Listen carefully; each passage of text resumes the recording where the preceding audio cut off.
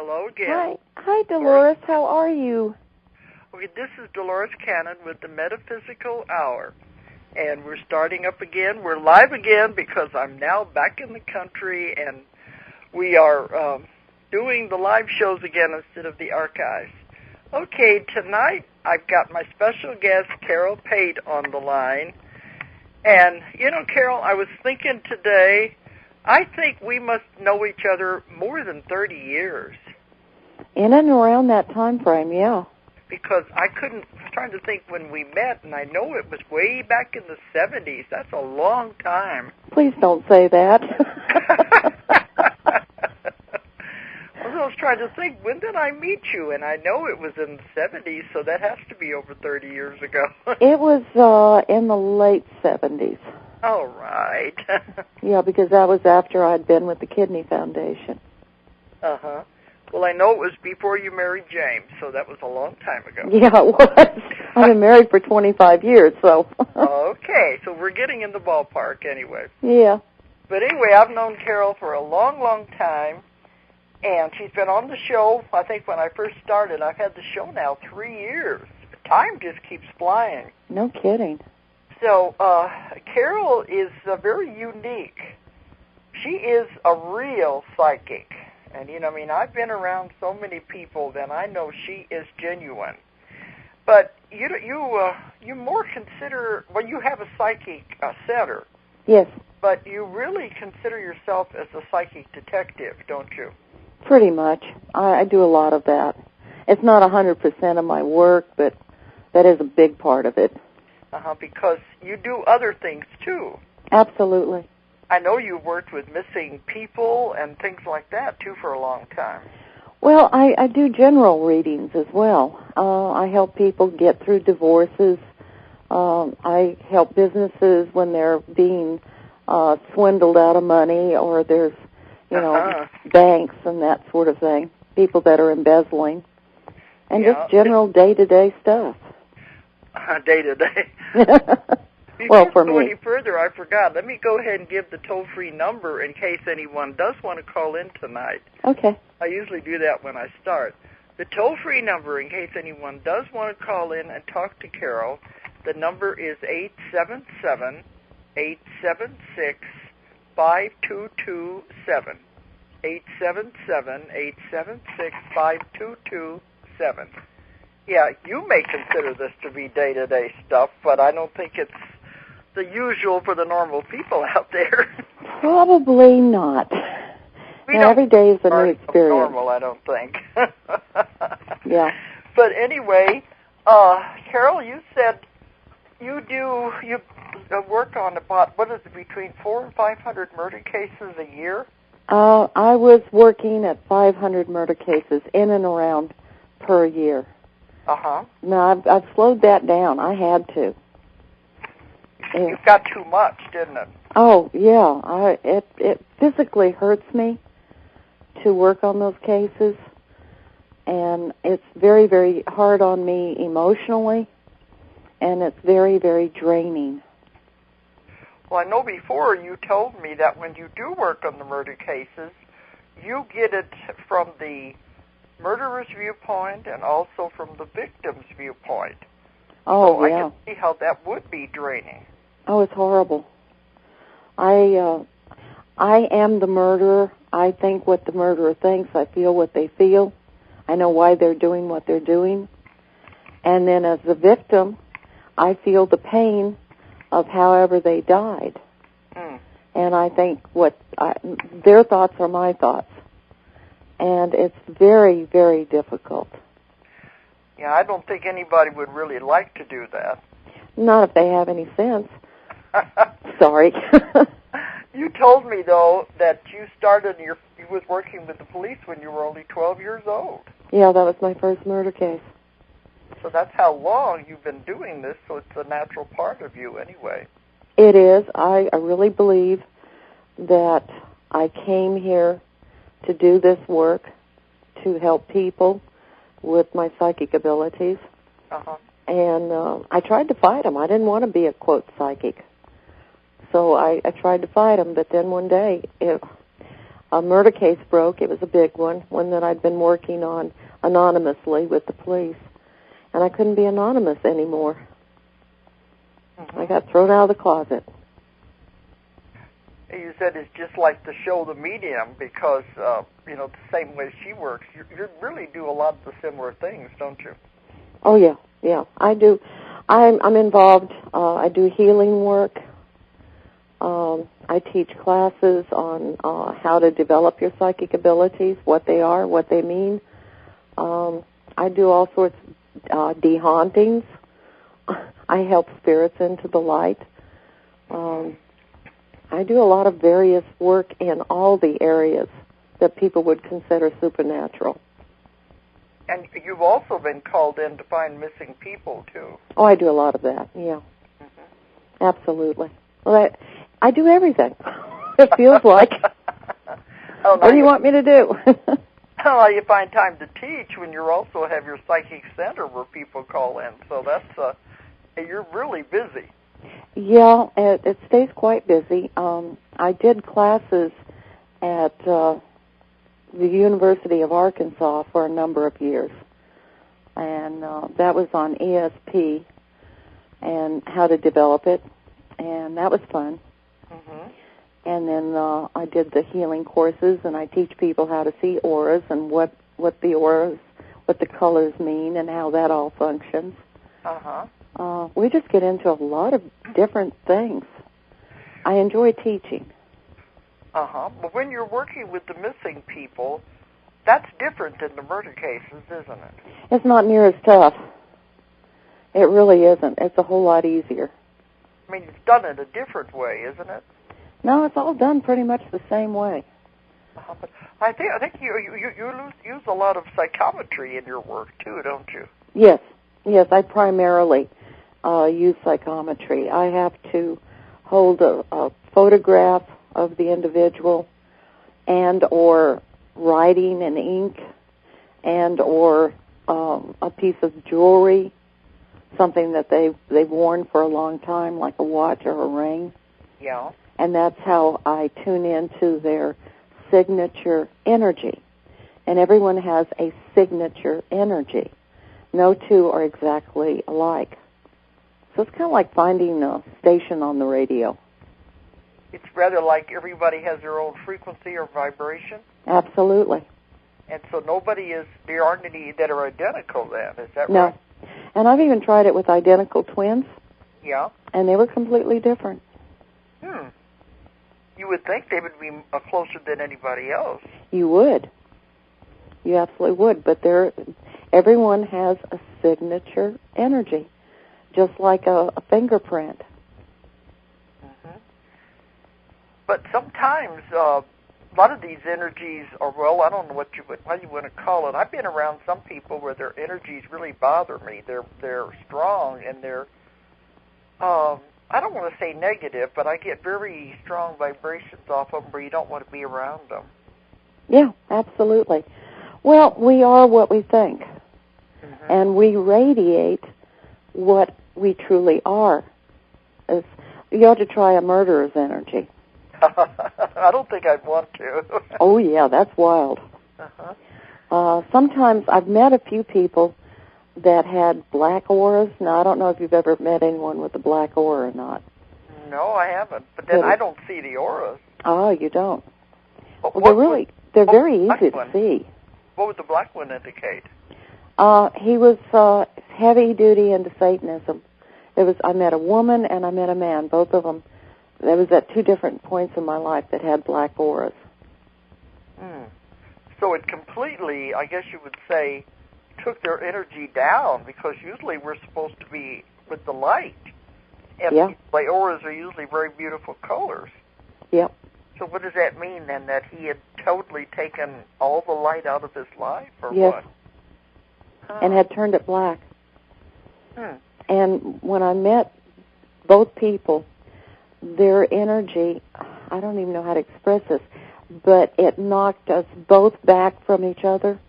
I knocked them back, they knocked me back at the same time, and both of us got ill. It affected him too then? Yeah. I know I've talked to a psychologist one time in my work, and they always said to watch the person's eyes, and you could pick up, because they said they will emanate an energy that sometimes that will push you back. You don't want to be around them. And if you watch their eyes, you can tell if someone's mentally ill or if they're unbalanced or something. Oh, yeah, you can. And the energy is something you're not comfortable with, and it'll want to push you away. Well, have you ever stood in Walmart and got sick to your stomach when you stood in line? Oh, it bothers me sometimes to go over to the mall, and go into the big stores and stuff. You mean like that? Well, not exactly. Sometimes when you get in someone's negative energy, yeah, it can upset your stomach, make you sick to your stomach.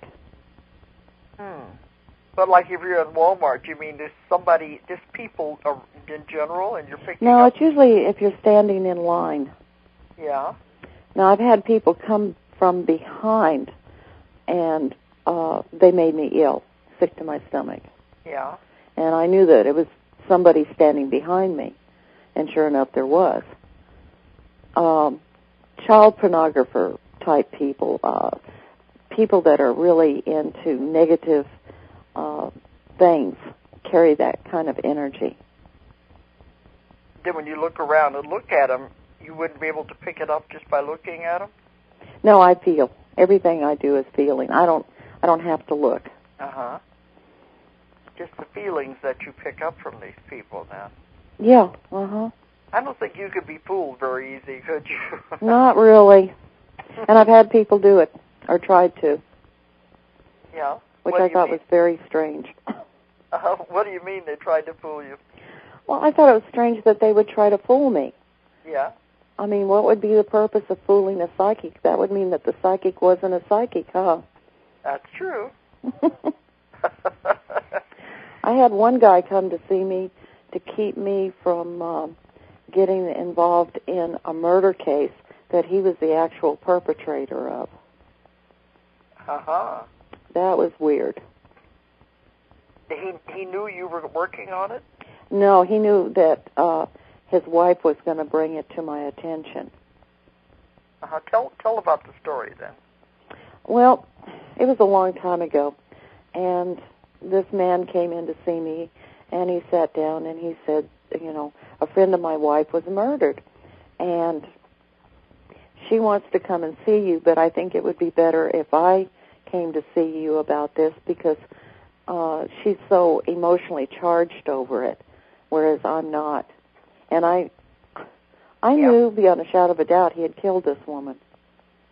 So you were able to pick it up then? Oh, yeah. Oh, yeah. And I had to be very cautious because I didn't want him to blatantly know that I knew. Yeah. Because I could be the next target. Definitely. But at the end of the conversation, he told me, he said, if my wife ever calls to bring you in on this case, you better understand you're not to work on it. Uh-huh. And I said, well, you need to understand something, too. Being a psychic, I pick up on a lot of stuff. And being a psychic, I can also do things to protect myself. Yeah. And he kind of backed off from me. It's a dangerous field. It can be a dangerous field. Well, did you go to the police about him? I couldn't.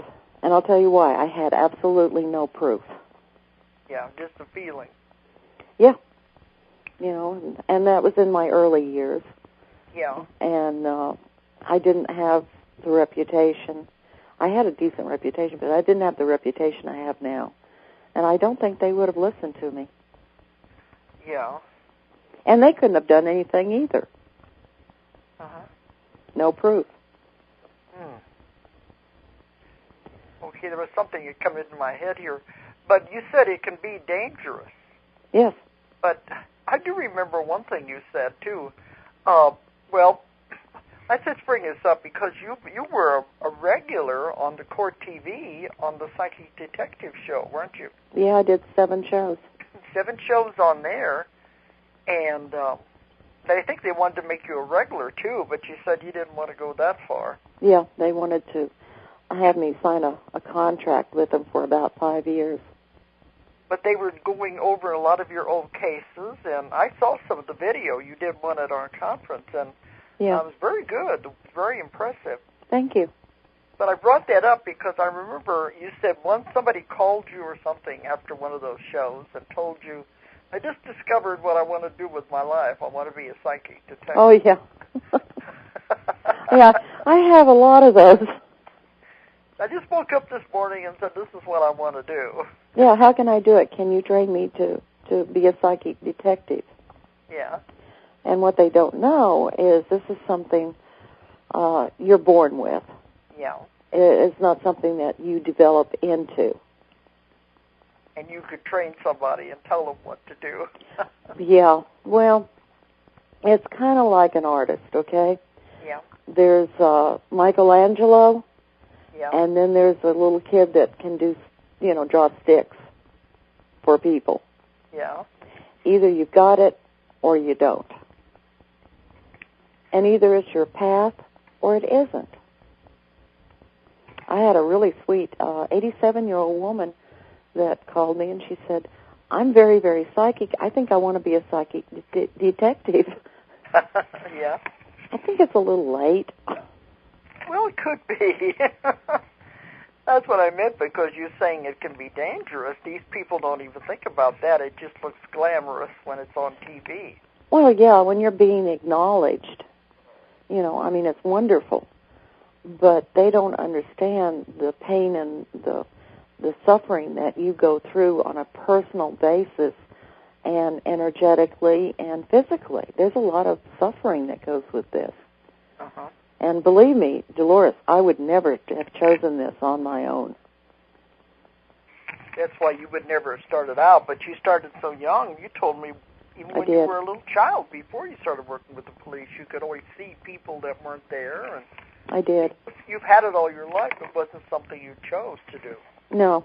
Well, I guess I did, or I wouldn't have it, but I didn't knowingly in this lifetime choose it. Well, we always say we choose things before we come in, anyway. Yeah, we do. But you mean if you had a choice, this would not be something you'd want to do because it isn't a pleasant experience. No, as a matter of fact, I considered it more of a curse than anything else. I couldn't live normal. There was no normal. But isn't there a way to turn it off when you don't want to have it to be picking up all these things? To some degree there is, yeah. I usually try to buffer myself, shield myself, because I have a very difficult time in crowds of people. I can zone out watching TV. That's really good for me. I love that. Or reading. That's good. But there's always a slight roar in my head. And if somebody is in really serious trouble, I'll know it. I mean, I've done readings in airports with people that were just in dire trouble, and I knew it, and I'd walk up and I'd give them information. So it's never totally turned off unless I go into burnout, and I do go into burnout about once a year now. Where you just don't want to do anything anymore at all. Well, I can't think.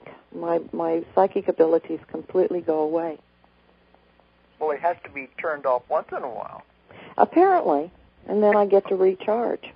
But when you're in an airport and pick up on somebody, I think it would be difficult to go up and talk to them.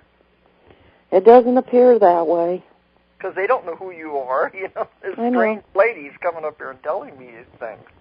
I know, but it does happen. It's happened when I've been in the line at the grocery store. It happens. And it's really strange. When it does happen, it's like everybody else around disappears, and they totally understand what I'm telling them.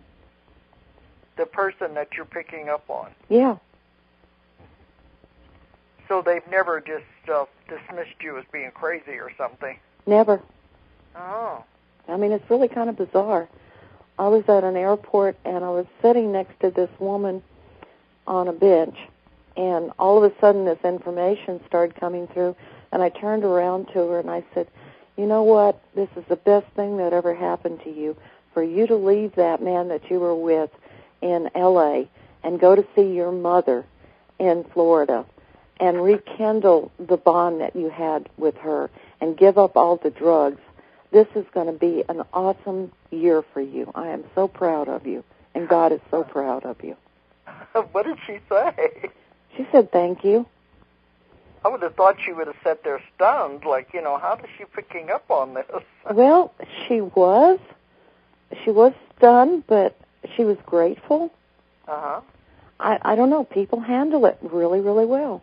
Mm. And it's like nobody else is around. Nobody else seems to hear it. Well, that's unusual, too. Yeah, it is unusual. It's a crowded place. It's an intervention of. I think it's a spiritual intervention. Hmm. But, let's talk about, you said that now you're on another TV show, aren't you? Yeah, it's Psychic Investigators. It's on A&E. And how long have you been doing that one? About it. I've only done it for a year.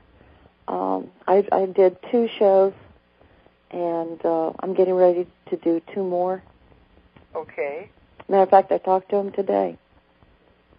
You just did one today? I just talked to the production company. Production today, okay. Yeah. Mm-hmm. So what do the other people with the Court TV think about it?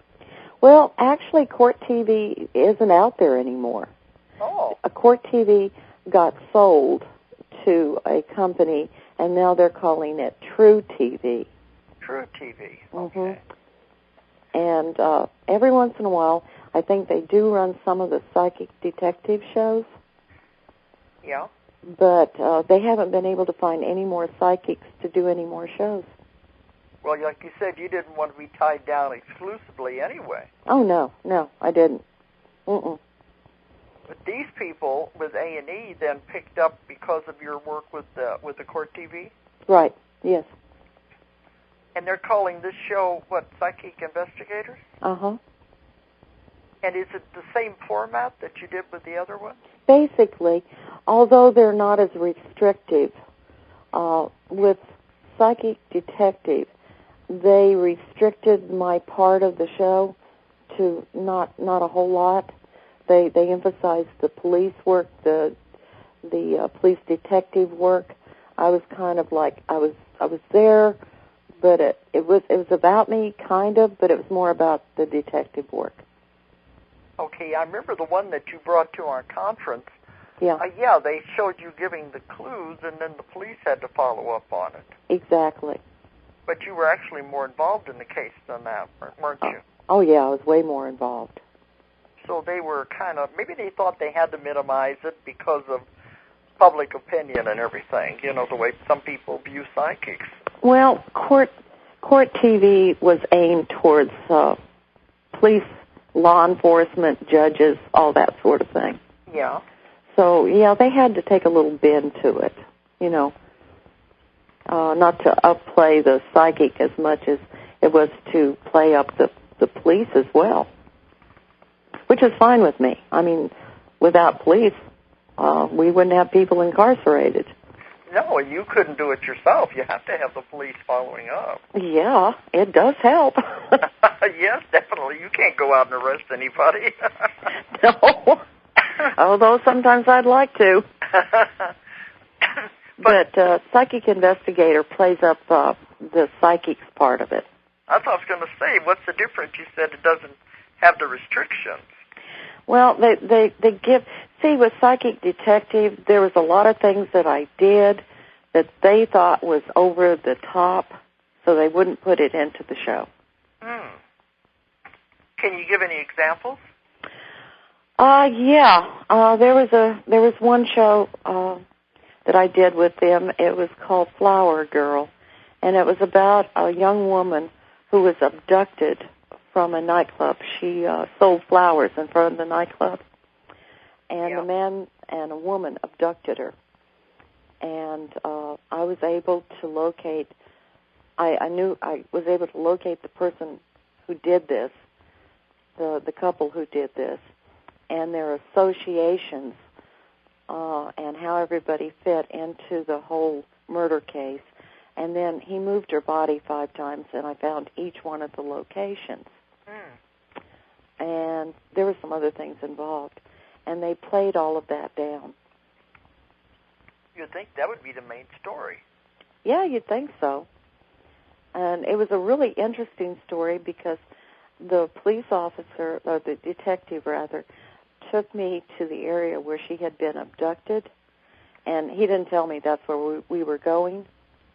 He just wanted to drive me around, show me Denton, right? Yeah.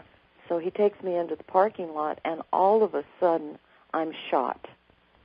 I am shot in the left arm, and it hurts. And all of a sudden, her ghost, her spirit, takes me over and starts telling him what is happening. And then took him to the location where she was actually murdered. That's what you meant about feeling it too. That these people, you feel how when they're killed, you feel what it feels like. Oh, absolutely. Never get hit by a train. Ever. You told me that before. They said that's the worst. Oh, it's horrible. But in that one, they played it down too? Well, they never got into the part where she took me over, and that she was the one that guided them to the first place that where she was killed. Yeah. And without her, I probably couldn't have done all that I actually did. It was kind of part her and part psychic ability. So they thought that was two-way out for the show. They thought it was two-way out. Well, that was okay. But the ones you're doing now, they're allowing those kind of things to be left in then. Yes, exactly. And you said you've already done one. Has it been shown yet on A&E? Yeah, there are 2 that have been shown. The Wrong Man was one of them. That was the Memphis case. Yeah. That was actually a better show. That's the one that you saw. Well, the one I saw was the one about the serial murder. And that was it. Yeah, okay. That was a really good show. And what was the other one was Eford Tyson. It was a boy who had been kidnapped out of Malvern, Arkansas. Uh-huh. But he got released, and we got the guys who did it. Is this one that's been on the new show, the Psychic Investigators? Yeah, that's been on there. Okay. But you've got so many cases. You've got a whole backlog they can choose from, don't you? Well, there's a problem with that. I have a lot of cases that deal with children, and they will not use the cases dealing with children. And they have to also the police have to be able to work with the production company, and they have to be willing to say that I was part of it. And they don't like doing that. So yeah, I've got a lot of cases. But Dolores, when I get through working with a case with a family or with the police, I never hear from them again. I never get what happened, or did they prosecute this person, or did they find this person. They never call me back with feedback. That don't seem right, because if you're helping with it, especially the family, you think they'd want to let you know. They don't. It's rare. Like you never existed, I guess. I think they don't like the uncomfortable aspect of having to work with a psychic. The police. The police, and sometimes the families. A lot of times, they don't want to ever see me again. And it may be because I remind them of that time frame. I don't know. Well, that would make sense, but you would think that, well, like you said, the police wouldn't want to admit it. Well, no. That they didn't solve it on their own. Well, Dolores, we're coming out of a time frame where people believed that psychics were of the devil. Oh, yeah. You know? They're just now getting educated that there are people like me, like you, out there, and that we're not of the devil. And that does take an education, too. You have to educate these people that the whole new frame of way of thinking. That's right. But, you know, I think these shows like the Medium on TV, these are beginning to bring it to people's attention. It's educating. Yeah. There's some really good shows out there like A Haunting. That's a really good show. The Ghost Whisperer. That's a good show. Yeah. There's John Edwards, who's been on a lot of TV. Uh-huh. There's been some real good education done, and with the movies as well. Ghost was the beginning on that. Yeah. With Patrick Swayze.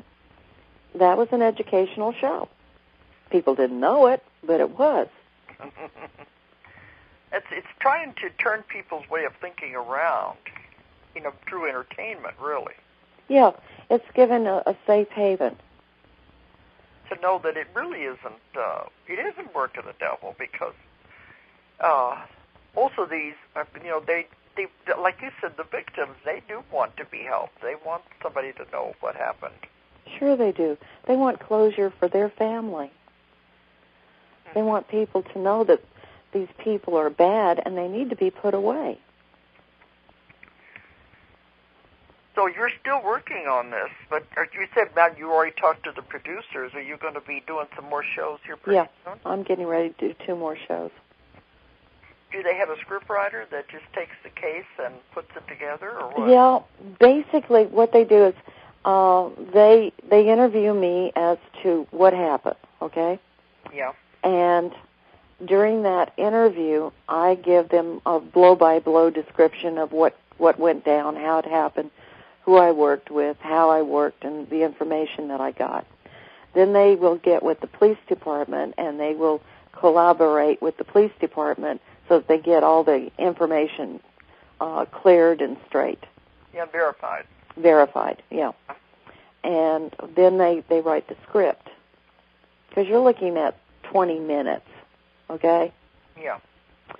And then they put the script together, and then depending upon where I did the work, if I did the work at my center or did I actually go out to the location, that's how we will handle it. Okay. And then do you get to read the script to make sure it's accurate? I don't really, well, they don't have a script to hand me, okay? Because I have to reenact everything that went down. Yeah. So it's kind of an in general. All right, this is what you did here. We're going to go here, and you're to reenact how you picked it up, what took place here. I see. It's more ad-lib. Ad-lib, absolutely. I thought maybe, well, the main thing is that you to make sure it's accurate the way it really happened anyway. Exactly. Uh-huh. And it seems to work out very well. And I'm not a very good actor. I think you did very good on the ones that I've seen. Well, that's because I got to ad-lib. If I had to memorize, forget it. I had to know, if this is what you got to say. Yeah, and when I get in those areas, it all comes back to me. Uh-huh. Because it's still that energy, and it's still lingering. So it doesn't dissipate after the murder then? No. It stays right there. It stays right there. Okay. But you're still working on cases, though, because you said you get so many of them. Yeah, I've dropped it down. It's not as many as I was having. I had to, at one time, I worked on those cases for free, okay? Yeah. For the families and for the police. But I got so overwhelmed that I had to learn to protect myself. Mm-hmm. So I upped my fee on it. I didn't want to, but it was the only way that I could weed them out. That's what I found I had to do, too, because I hate it, but the only way you can, because otherwise you do get overwhelmed. yeah, you do. So I have learned to protect myself. And it's weird. I'll have people try to slide a murder case, which I don't comprehend. Like I won't know it's a murder case. Oh, you mean they try to what do you slide mean? it by me. To trick you some way there? Yeah. You said earlier, how can you trick a psychic? I know. It just blows my mind. I just go, no, I'm not doing this. I think they think I'm going to get so swept up in it that I will just go ahead and do it. Uh-huh. But I can't. I've got a thing now that goes, we're not going any farther. This is a murder case. We're stopping. Uh-huh. And if I work, and when I was doing the 500, it was like I would have worked anywhere around 2 murder cases a day, 5 days a week. That was bad. That's too much for anybody. Yeah. Yeah, it was very bad. Especially when you're going through the emotions and the feelings and having it all very real to you. That's too much. And try telling a family that their child is dead. They don't know. They just think they're missing or something. Uh-huh. That's really bad. There's a beep. Uh-huh. Okay, let's see if somebody's there. Okay, someone there? Yep. Hi, I didn't know if you were doing readings today. Yeah, go ahead. Do you have a question? Yeah. I'm looking to purchase a home, and I've had just seems to be one obstacle after another. I can't find the right property. And I was wondering if you had any insight as to when that might happen. Dolores, I can't hardly hear her. Don, can you turn up the sound on her? Okay, let's ask it again. She can't hear you. So can you hear me now? Yeah, better. Yeah. Okay. I'm looking to purchase a new home, and I haven't been able to find the right property. And I was wondering if you saw any insight as to either why or if it's coming down the road. Well, let me state, number one, I can't do personal readings like this because I have to use the psychometry in order to tap into you. But in general, I will say to you that you haven't found the right home because it simply isn't time right now. And you've got too much on your plate. I'm sorry, I didn't hear that last part. You've got too many things happening right now. It's not time for you. Okay. She said too much on your plate, she said. Right. And do you see that changing relatively soon? Well, I can't do a psychic reading over the phone like this via a blog. I have nothing to touch into. Oh, That's okay. what she said. She has to have something of yours to hold. To touch into, yes. Oh, okay. All right. I wish I could, but I just can't. Okay. Unfortunately, I am, quote, human. Okay. She did give you some information anyway. Well, there was some that was just kind of there. Okay. Well, thank you for calling in. Thank you. Okay. All right. But, well, I know there's so much we could talk about, Carol, because in addition to all of these work you're doing with your center, with the police and the missing people, you've also traveled the world and worked on mysteries everywhere. Oh, I love doing that. That's so much fun. That's not the same, is it? Oh, it's awesome. It's just awesome. Because then you get away from the murders anyway. Well, not necessarily. You know? But, when you're working on the Sphinx and the hidden tunnels under the Sphinx and the pyramids and things, you love that. Oh, I love that. Yeah, I got involved with, what was it, Dr. Joseph Shore and the Shore expedition to Egypt. And they brought me in to see what I could pick up. And I located a tunnel that led from the pyramids to the base of the Sphinx. And then we located an opening. And at one time it was completely filled with water, but all the water went away. And there were like 3 chambers that they did not know existed. and the very bottom chamber, which was 300 feet down, there was an ancient temple, and spread throughout that temple were human bones. This was all underneath the Sphinx, you said? Well, this was alongside, or actually on top of the tunnel that led from the pyramid to the Sphinx. In there, that's where the hidden temple was. Well, there was a temple there, Yeah. and there was an opening from the temple, on the temple floor, Yeah. that led directly into that tunnel. And you said, I know I've heard your story before, you said you found bones down there. Found what? Bones, you said. Yeah, there were human bones scattered all over the place. There had been a battle because they were sealing up that entry. It was during the overthrow of the priests of that time frame. Uh-huh. And they were murdered. And what covered the entry to the tunnel was a black granite sarcophagus lid. Now, they later did open that. They did lift that lid, okay? Yeah. And they saw the tunnel then. But the tunnel was filled with water. That's why no one else had found it before. Right. They just thought it was an old well. But I had told Boris Said was the director-producer about that place, and that the water was going to go away, and they thought it was a well, but it's going to have chambers in it, and that will lead to the tunnel. But didn't you tell me, like, people like Hadi Sawas and those really don't want you exploring those things? No, they don't want us exploring. There are chambers underneath the Sphinx. There are 9 chambers altogether. Mm-hmm. There's an antechamber, which is at the very tail of the Sphinx, and it only runs about 12 feet down. Uh-huh. And then there are 6 chambers on either side, and they are filled with things. Metal things. With what? All sorts of things.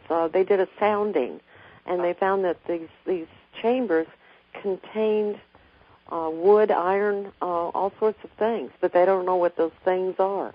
Yeah. But they won't let anybody explore them, will they? No. Well, it tends to mess up Egypt's history, according to Egypt. Yeah. And we can't do that. Well, see, that's what I've gotten in my work, too. They've said there's things under there, but they don't want to find them because it does change the history. It would change the history of the world.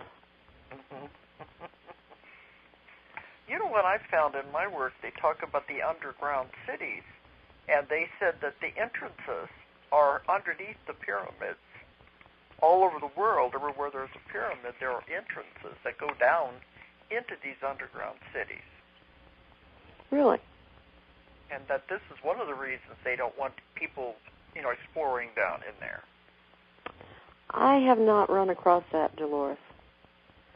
Well, that's what I've heard, but they said they're way down. I mean, but the entrances are hidden in there, and that like Hadi Sawas and those people don't want anyone finding these things. So I don't know. There's a lot more, I guess, than we know. God only knows. We're just scratching the surface here. Oh, yeah. We have no idea. There might be UFOs under there for all we know. Very possible. I look at the world and I say anything's possible. But you've done this for quite a while, but the last time I talked to you, you were going back to Peru, or you were going somewhere over there, weren't you? Yeah, I went to Machu Picchu. But you said that's changed a lot since I was there. Drastically. We're talking drastic changes. The hotels are running $400 a night, up to $1,500 a night. Wow. I mean, it's turning into a gigantic sideshow. And I hate saying that, but it really is. And there's too many people there now, too, isn't that right? Oh, my God. You're talking 400 people at Machu Picchu alone. Wow. That's what they let in. That's it. Because when I was there were enough of us, we could wander around freely. You can't do it. That many. You can't wander around anymore. You have to have a guide. Oh. And you have to be in specific places. Because when I was there, we got locked in. Did you really? I told you that. Yeah. They locked the gate, and we were trying to get out and get down the what they call the snake. Go down that. Oh yeah. Down to the gate, and we were locked in. It was dark. Oh we wow. almost had to spend the night up there. That'd But be kind of cool. those days there wasn't that many people up there. No, there might be 30. Yeah, that was about it. It wasn't that crowded. Well, those days are gone. See, you're going to have to find other places to explore. Yeah, I'm going to do that. That's what I'm in process of. I'm going to Belize. To Belize. What do you think you'll find there? I don't know. Might find anything there. I might find a crystal skull. Who knows? Of course, getting out of the country might be a little difficult. Well, you've also been talking about China. Yeah, I've been to China. You talked about there's pyramids there too. I don't know if you went to that place or not yet. I have not gone there yet. There is a gigantic pyramid. It makes the Great Pyramid in Egypt look small. Uh-huh. It is just huge. That was one thing you were thinking about. You wanted to find, didn't you? Go there and look at that. I haven't done that. I may well do it. I don't know. But you have been to China, and I knew you've been to Japan. Yeah, I've been to China. Well, I was looking for their Chinese wild man, or Yeti, in China. Yeah. You told me that story. You were looking for the Yeti, the abominable snowman, or what do we call it, the Sasquatch? Yeah, uh-huh. And I think you said they found some fur, didn't they? They did. They found hair. And he's red-haired. Carrot red. So it shows there are, and I knew you found the Shogun's treasure. We could Yeah. go on and on. I've known you so long that I know with you, if a mystery, you're going to go and find it. If I get a shot at it, you bet. You're not about to retire yet. Oh, no, I got a long ways to go. I'm going to have to be 95 before I even consider the thought. That's the way I feel, too. There's so much out there to do and to see. Yeah, it's fascinating. The world is awesome. Well, one thing we were talking on the phone about, and Justine brought it up, too. Somebody called in and wanted to know what she saw for 2009. What do you see? What do you pick up about 2009? Can you give me a call on that after January 16th? Why that date? Because January 16th, I am going to be doing the predictions for the new year. Okay. And I never know what those predictions are going to be until I do them. And a lot of times the information is channeled through. Uh-huh. So I don't really know what that information is going to be until then. Now, I can give you a little bit in that I think that this is going to be a huge year to uncover people that have been extremely greedy. It's all going to be about greed. You think so? Greed? What do you mean? That our country and the other countries of the world have been raped by greed. Yeah. And that's going to all be exposed in this coming year. They won't be able to hide it anymore. No, they will not. There's going to be a lot of things really, really exposed. This is going to be dealing with illegal actions, dealing with our government on all levels, with corporations on all levels. Is it a doomsday? No, not at all. But those that got caught up in the greed, they are going to pay a very heavy price this year. And these are individuals from families all the way up to CEOs. Wow. Well, that's one thing I didn't even think about it until somebody pointed out. But 2009, that comes up to an 11, which is a master year. Oh. A master number. And I didn't even think about that. Oh, yeah, it's going to be huge. And it's going to be worldwide. Well, what do you think about the new president, Obama? I don't know. I'll be honest with you. I don't know. To be honest with you, I didn't feel good about him. And I hate saying that. I support him 100% because he's our president. And I think we should support our president. Yeah. But I don't know. Well, you were talking about the greed and everything being exposed.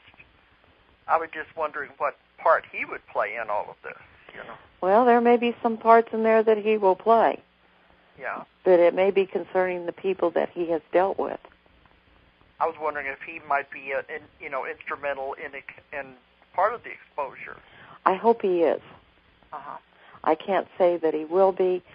If he turns out to be a really good president, which I pray he does, he will be an instrument in uncovering this. Okay. But you really feel that a lot of things will turn around this year. Yes. It's not a bad year. We're going to get the trickle-down effect of everything that happened last year. Yeah. Last year's predictions was the stock market was going to go insane the end of September through November. Last year? Yeah. That's what I gave for January, that we were going to have a real crisis. Uh-huh. So all of that did happen then? It did happen. Yeah, everything happened. Do you get any kind of feelings about the economy for this next year? Well, it's going to be a little bit rocky, but it's going to stabilize. For a while? Yeah, I think it'll stabilize. And I think the housing market, it's going to be really strange. The housing market is an absolute buyer's market. This is a fantastic year to go ahead and invest in real estate. Yeah. Because in 2 years, it's going to make a major rebound. Well, it can't stay down. It has to come up. But the interest rates can't even go any lower. Exactly. It's a buyer's market. But I wouldn't be playing the stock market right now. I don't think I would either. See, that's what Justine was saying. She felt especially by fall of 2009, everything will really be better. Oh, I think it will too. I do not see this as a negative year. I see it as a positive year. Mm-hmm. But they're all tests we all have to go through. Sure. As we live, and they're all things that happen, and how do they affect you? Which way do they go? It's how you deal with them. Yeah, how you deal with it. And how you react to them. Because they had on the news that one man was one of the richest people in the world over there in Germany. Yeah. Suicide. I know, isn't that nuts? It's all about money, and that's what I mean. It's if you lose it, so what? But it becomes all they can think about, and it's their whole life. Like they can take it with them, right? Yeah. Like you said, it's how do you react to these crises? How does it affect you? And I think we were talking. You said you wanted to tell people it's all about hope. It's how you adapt to these things, and it is all about hope, isn't it? It is, and it's all about being positive. It goes back to manifesting. You can manifest yourself a hell or a heaven. It's your choice. Yeah. And this is all just stuff. And it can be taken. I tell people, which kind of a world do you want to live in? You want to live in a negative one or a positive one? It's up to you. Well, a lot of people are used to a negative one. Yeah. And consequently, they continue to manifest that way. They don't know you can change things. No, they don't. They really don't. And it's such a shame. But the idea is we want to let people know there is hope. This is a temporary thing right now we're going through. Sure it is. And it's going to rebound. How you adapt to it and how you roll with the punches, I guess you would say. Well, I had warned my clients for 3 years to not get heavily into credit. Don't be spending more than you can. Pull out of stock markets. Don't get into anything that you can really get hurt, because all of this is going to come crashing down. Yeah. So I've been warning people for a long time about it. But if you are, there is going to be ways of working through it. Now, I do feel that Obama will put into place some ways of helping people to get out of really bad crunches, dealing with their credit cards, dealing with the mortgages. I think there's going to be help put out there for them. That's good. I do feel that. We do want to leave people with tell them that there is hope, and you just got to hold on, and everything is going to work out. It's all the way you perceive it then. Yeah, absolutely. Okay. Well, we're coming to time for me to stop, but Carol, I want you to tell people how they can contact you if they want help or if they just want to find out more about you. Well, they can call at the center. The area code is 501-888-8056. Now, they won't be able to talk to me directly. They'll be talking to either Carol or Lee, who are really nice ladies, and they keep my scheduling all straight. Okay. That's another Carol. Yeah, it's another Carol. Okay, repeat that number again. It's area code 501-888-8056. And you can also reach you through your website, too, can't you? Absolutely. CarolPatePsychicCenter.com. And that's all one word, isn't it? Yeah, it's all one word. Carol Pate, P-A-T-E, PsychicCenter.com. Mm-hmm. And to watch for you on the Court, well, the Court TV is now True TV. Yeah. But I'll now also watch on A&E with the Psychic Investigators. Absolutely. Thank you. Okay. All right, and thanks, Carol, for coming on. You have a great new year. The same to you. And all that are interested, you need to know your new year can be as wonderful as you want it to be. Yep, it's all up to you. Hang in there. Okay, and thanks again, Carol. Okay, thank you. All right, and good night, everybody. Good night. If you enjoyed the show, check out more of our other videos and be sure to subscribe and click the like button. Thank you for listening to the Metaphysical Hour with Dolores Cannon.